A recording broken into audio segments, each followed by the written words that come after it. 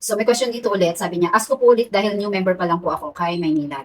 Ask ko po as owner, pwede ko rin po ba makompute yung reading ko at paano ko po mako-compute if magkano ang bill ko, sabi niya. Yes, kung ikaw yung owner at gusto mong malaman yung consumption mo, pwede mo rin talaga makompute yun. Unless, kasi ang kadalasan kasi sa owner, tulad po ako, owner po ako. So ako po, ibig sabihin, ang gumagamit ng main meter. Tapos meron ako mga tenant. So ang nangyayari, ang computation ko po kasi sa akin, una ko pong kino-compute yung consumption ng tenant kasi naka-submeter po sila. Tapos, yung matitira doon, yun yung babayaran ko as owner.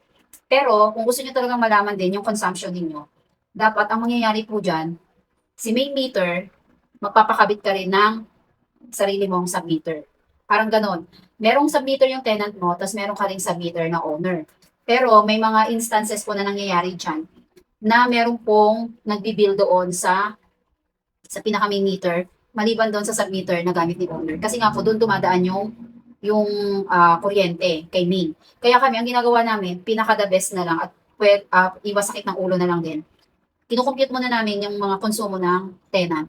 Tapos, yung matitira doon, yun yung isi-shoulder ko. So, ganun yung sistema namin. Kaya, hindi masyado masakit sa ulo. Pero kung gusto mo malaman talaga yung consumption mo, ganun yung ginagawa ng ibang owner ha.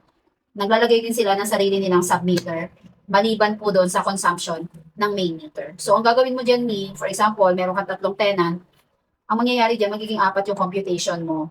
Plus, kung meron mang pumapasok doon sa main meter, kukomputin mo din yun, or pwede yun equally divided.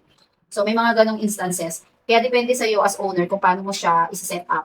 Kung ano yung pinaka the best way na mas madali mong masisingil or makukompute yung mga nakonsumo ng tenant mo. So, may mga option kasi siya na dapat i-consider. Pero kung gusto mo talaga malaman yung konsumo mo every month, pwede yun. Magpapalagay ka ng sarili mong submeter. So, ganun siya.